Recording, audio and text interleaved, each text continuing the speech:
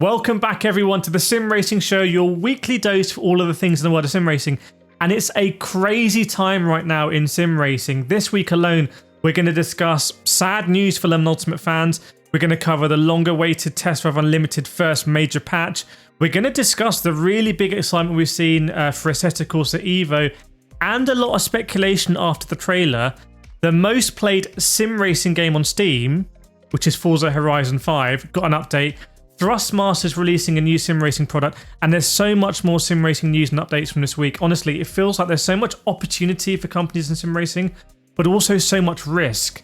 And it's real risk and reward, and we're seeing both sides of that this week. So we're going to start with Lemon Ultimate because Studio 397 and its parent company Motorsport Games have been facing financial hardships now for around, 3 years. And it seems like those struggles are hitting the apex, to put it in racing terms. So let's just regroup on what's happened here. So they made massive cuts to the workforce last year. They basically decimated the Motorsport Games workforce in Australia and US. And last week they did a similar thing in the UK. So really devastating news kind of in having a healthy sim racing ecosystem. It would be great to have so many different sims with different teams supporting them, more competition. But it's just difficult to see where we're going to go with Lemon Ultimate here because of the brutal cuts. And actually late last week, Motorsport Games released a statement to the markets because they're listed on the Nasdaq, confirming that the company was actively seeking a potential sale or merger of the company. Now, I've covered a lot of this kind of news with Fanatec, which is also a publicly listed company. When companies are publicly listed, they have to make statements, and I cover those statements for you because I've got feelers out there. And it's a CEO, Stephen Hood, of Motorsport Games, who came back in to sort of like get the company back on track. He released a statement on the latest goings on, and he said these changes position us to become a more agile, focused and efficient company. And he talks about maximizing shareholder value. So the latest cuts do include people we understand at the heart of the development and promotion of Lemon Ultimate, which is, does affect the future of the game. It's a really promising game. I really enjoy playing it. I was very cynical at the beginning, but I hope it kind of has a future. I do need to issue a correction as well, because in my previous video on Lemon Ultimate, I said the website traction.gg hasn't always disclosed when it was owned by Motorsport Games and then was reporting on Motorsport Games. I need a little bit more explanation and context, because at the time, the website traction.gg did contain a really great disclaimer when they were reporting on Motorsport Games games like NASCAR and Lmon games, which is really good for transparency. However, it's also the case that the Traction.gg YouTube channel referred to itself as the official media partner of the Lmon Virtual Series without disclosing that Traction.gg was owned by the same company that owned the Lmon Virtual Series, and you can start to see the potential issues there. It gets a little bit complicated, but in any event, Motorsport Games actually sold Traction.gg in the beginning of 2024 for $250,000, or strictly $200,000 in cash, and $50,000 in future marketing efforts for Motorsport Games. Let me know in the comments if you want me to look further into that, but I just wanted to clarify because there are some really great disclosures on the Traction.gg website, which is what we want to see. Now let's move to another game that's trying to redeem itself. Again, another tale of a game coming out in early access, which Assetto Corsa Evo is going to do as well, by the way, and then trying to sort of fix it maybe. So it's the first major patch for Test Drive Unlimited Crown, and developer Kireth are hoping it's going to go some way to repairing the game's reputation. Remember, I spent $100 on the pre-order for like the gold edition, and it was pretty rough on the PS5. Online issues, the staff went on strike, choppy performance, talking about a load of bugs, wheels not working properly, unable to really do races as well, which is not great for a game that is trying to pride itself on doing player versus player. So anyway, they've come with the first major patch. They're trying to address the server issues, which is important because the game is always online. It's not a game that I feel that necessarily needs to be always online.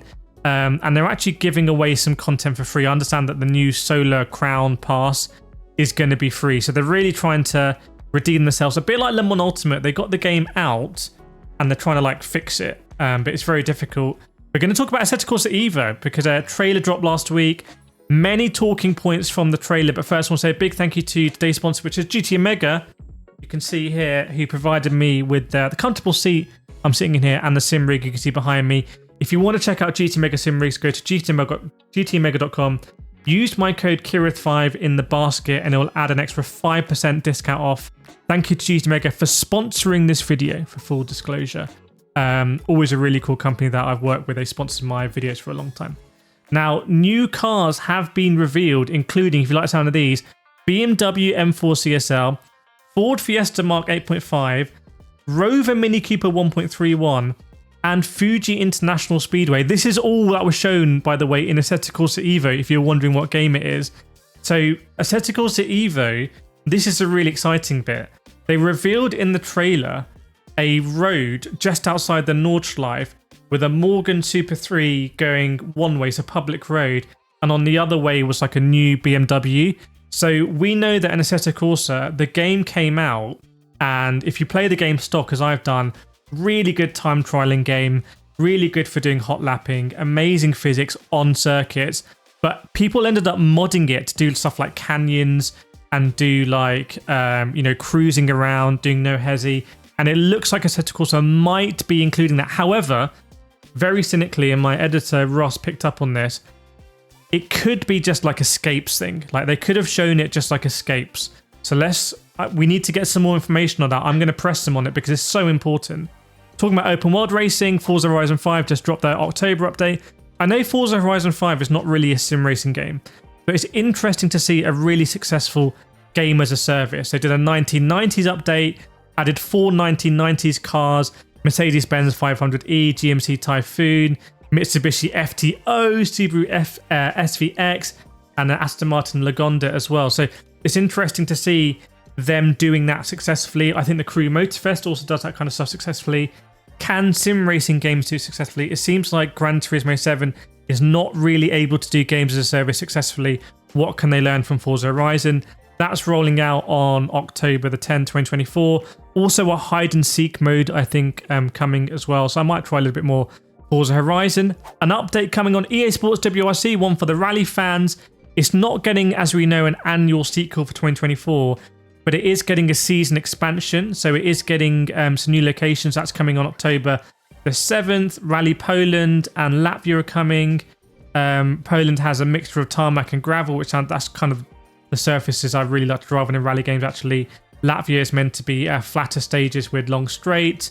The expansion includes 12 stages for each locations and 5 new cars from the 2024 WRC season, including the Ford Puma Rally 1 and the Toyota GR Rally 1. I think some controversy there because some of the new cars people are saying aren't actually new.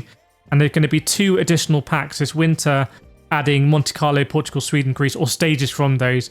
And the expansion is priced at $29, which is pretty similar to Lmon Ultimate price, isn't it? So I don't know what we think there about getting an expansion. By the way, if the Sim Racing Show is helping you, please subscribe. So close to 100,000 subscribers. Please, I really appreciate it. It means a lot to me. I know so many of you subscribed already. Tokyo Extreme Racer. Here we go. This is coming from Genki. They revealed another car and also hinting at another official license. Tokyo Extreme Racer could be a real sleeper here. This is a very, cult franchise. Mazda RX-7 has been unveiled now, by the way, added to the R34 Nissan Skyline and the Toyota Supra Mark IV that we've already known. I mean, this seems like the sort of pure game that a lot of people want to play. They want this kind of JDM experience, and they do it in other games. You've seen Car X3 or even like the Crew. The Crew Motorfest actually starts with a JDM mission. Maybe Toyota GR86 revealed as well, by the way. It's interesting. So a lot of excitement there. But then we come to GT7. It's interesting to see all of the new exciting releases in other games that get a lot of hype. And then we come to GT7 where we're getting a Toyota Hiace van.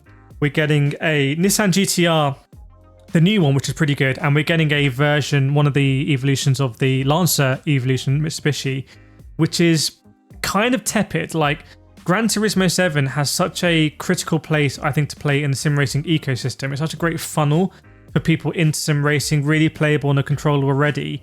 And it's just disappointing to see a lackluster update for a game that has so many players. People are playing it on PlayStation Plus. It's generating a lot of revenue. And yet the update is kind of, seems not very forward looking. It seems kind of like an old school update. A lot of conversations coming to the cafe and you know, a couple of Sophie AI additions. It's not really the all-encompassing ones we want to see. And I wonder whether Gran Turismo 7 will be better served now doing like I think Forza Horizon are doing, and just doing fewer updates, but just having more in them and more of an event. Anyway, you let me know what you think. New product now from Thrustmaster. Oh, you can see here, this is a T818.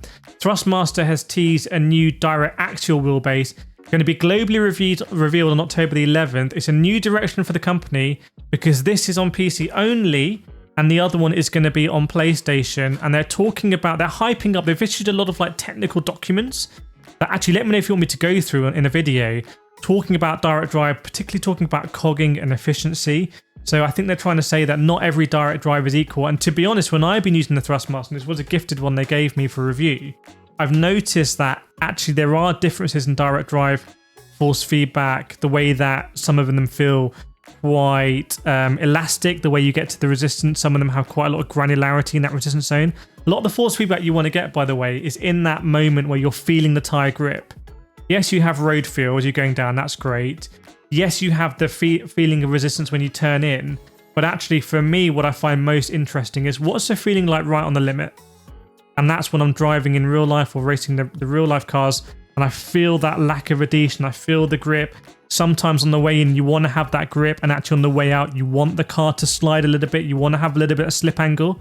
And that might be the future of direct drives. We'll see. Bumper Sim Racing show.